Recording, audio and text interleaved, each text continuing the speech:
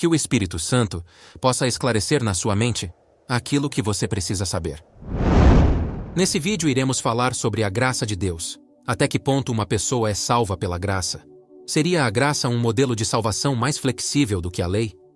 Pela graça, Jesus mudou tudo, abolindo a lei, o sacrifício? Hoje, aqui no canal Sintonia Divina, iremos falar sobre a lei e graça de Deus na Bíblia. E veremos o que o próprio Senhor Jesus disse sobre isso. E no final, você verá que a salvação continua sendo pela porta estreita.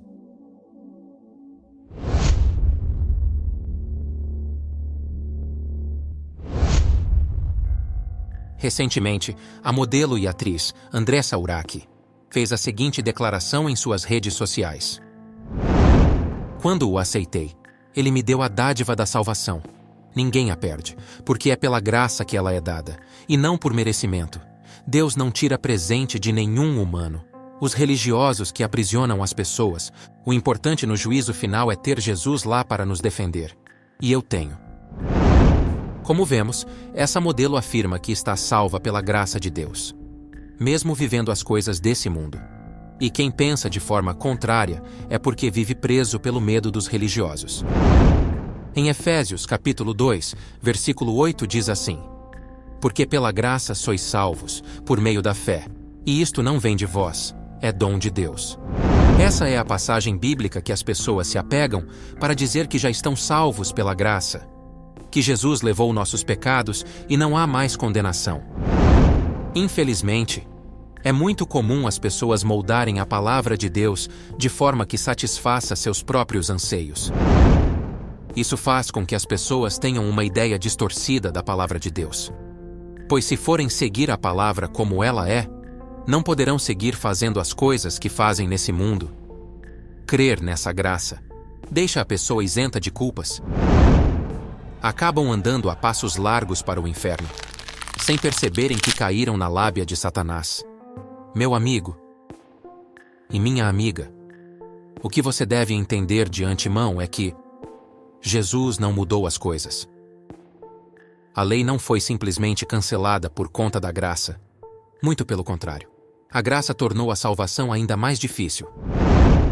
Pegue aí a sua Bíblia e vamos ao primeiro ponto. Em Mateus capítulo 5, versículo 17 diz assim: Não cuideis que vim destruir a lei ou os profetas. Não vim abirrogar, mas cumprir. Jesus fala, abirrogar.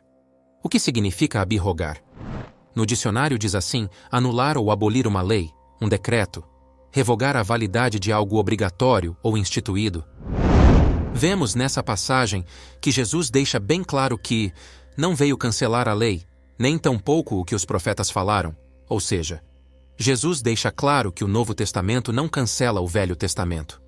Vemos que hoje, por conta da graça, as pessoas simplesmente acreditam que o Velho Testamento não vale de mais nada. Há pessoas que têm uma Bíblia apenas com o Novo Testamento, acreditam apenas no período da graça, desconsiderando a lei. Para essas pessoas, o que vale é o Novo Testamento. E nessa passagem, vemos que apesar de vivermos pela graça, Jesus não cancelou a lei. Ele não cancelou o Velho Testamento. Leia novamente. Não cuideis que vim destruir a lei ou os profetas.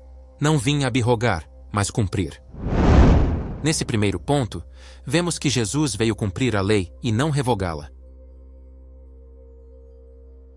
Como Jesus morreu por nós e estamos salvos pela graça, teoricamente a graça parece muito melhor e muito mais fácil de viver do que a lei. Correto? Afinal, a lei no Velho Testamento tornava tudo muito mais difícil. A lei no Velho Testamento era muito rigorosa. Por conta disso, muitas pessoas creem que hoje, vivendo pela graça, temos uma liberdade maior de fazer as coisas, mas esse tipo de crença não se sustenta. Essa forma de entender a graça foi implantada pelo próprio diabo. Ele introduziu esse pensamento em muitas pessoas, igrejas e religiões.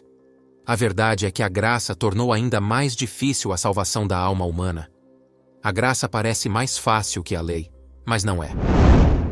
E isso se confirma quando lemos Mateus capítulo 5, Versículo 21 e 22. Ouvistes que foi dito aos antigos: não matarás, mas qualquer que matar será réu de juízo. Quando Jesus fala, ouvistes que foi dito aos antigos, ele está se referindo à lei do Velho Testamento. E no Velho Testamento era dito que quem matasse estaria sujeito a julgamento. Ou seja, no Velho Testamento dizia que se a pessoa tirasse a vida de alguém, ela iria ser julgada. E Jesus prossegue dizendo no versículo 22: eu, porém, vos digo que qualquer que sem motivo se encolerizar contra seu irmão será réu de juízo. E qualquer que disser a seu irmão, raca, será réu do sinédrio. E qualquer que lhe disser, louco, será réu do fogo do inferno. Quando Jesus fala, eu, porém, vos digo, ele está se referindo à graça, e ele deixa claro que se alguém, sem motivo, simplesmente se irar contra o seu irmão, esse estará sujeito a julgamento. Então, vemos que na lei, a pessoa só estaria sujeita a julgamento se ela matasse. Mas agora na graça, Jesus está dizendo que, se a pessoa se irar contra o seu irmão sem motivo, já estará sujeito ao julgamento. Tem gente hoje que se ira contra outro no trânsito, a ponto de cometer um homicídio, é ou não é? Então, só nessa passagem a graça já se mostra mais rígida que a lei. Mas não para por aqui. No versículo 27 Jesus diz: ouvistes que foi dito aos antigos: não cometerás adultério. Eu, porém, vos digo que qualquer que atentar numa mulher para a cobiçar, já em seu coração cometeu adultério com ela. Vemos que a lei dizia que se a pessoa cometesse adultério, a pessoa estaria condenada. Já na graça, Jesus está dizendo que basta cobiçar a mulher no coração. Ou seja, basta você desejar uma pessoa fora do casamento. Basta olhar com uma intenção impura, e você já adulterou. Eu te pergunto, com a graça ficou mais fácil ou mais difícil? Percebe agora como o mal tem se utilizado da graça para tragar os menos incautos? E no versículo 33, Jesus vai mais além.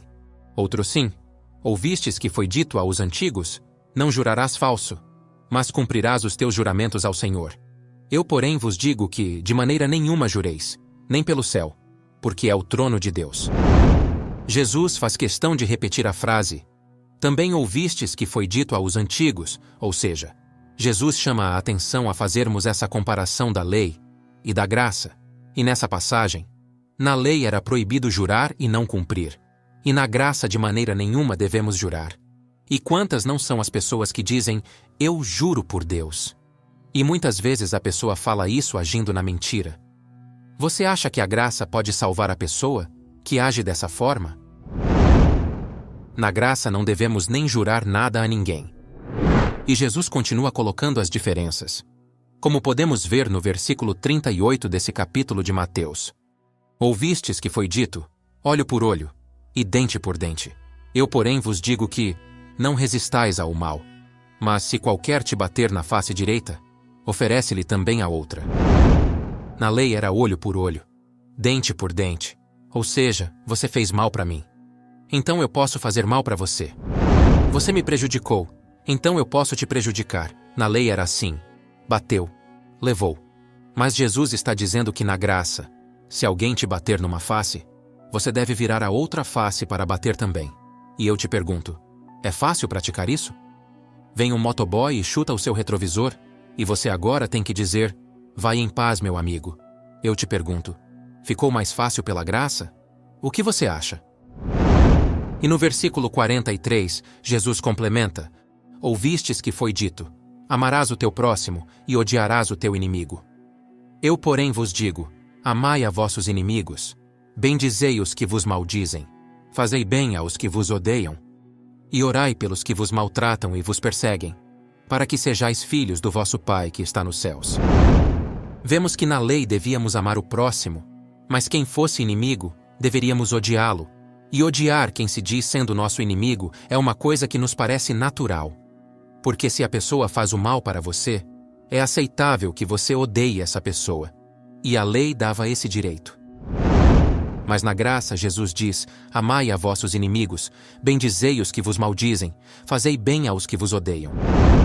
Podemos ver que na graça a coisa se inverteu, ou seja, a pessoa fez mal para você. Você tem que amá-la, não pode odiá-la. Eu, porém, vos digo: amai os vossos inimigos, e orai pelos que vos perseguem, para que vos torneis filhos de vosso Pai Celeste. Ou seja, para que a pessoa possa se tornar filho de Deus, a pessoa precisa amar os seus inimigos, precisa orar pelos seus perseguidores, e isso exige sacrifício. Você levou um golpe. Você sofreu uma traição, um abuso.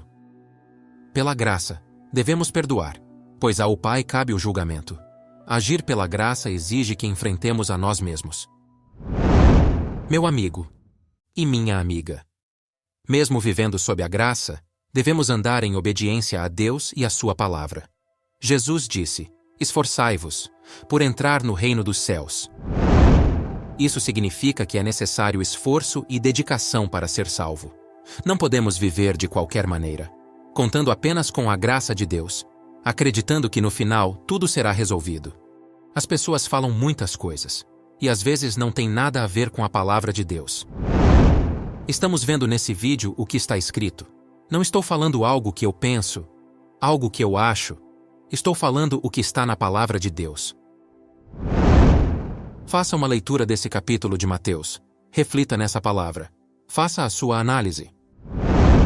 Em resumo, para sermos salvos, precisamos sacrificar nossos desejos, vontades e ego. Precisamos fazer uma escolha: agradar a Deus e sacrificar nossas vontades, ou seguir nossos próprios desejos e sacrificar a vontade de Deus. Quando escolhemos sacrificar nossa vontade para fazer a de Deus, ganhamos a salvação pela sua graça.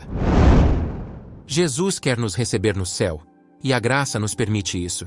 Porém, viver pela graça exige sacrifício. Esperamos que você tenha entendido, e que esteja atento, cuidando da sua alma. Vivemos as últimas páginas da Bíblia, e os sinais da vinda do nosso Senhor é cada vez mais evidente.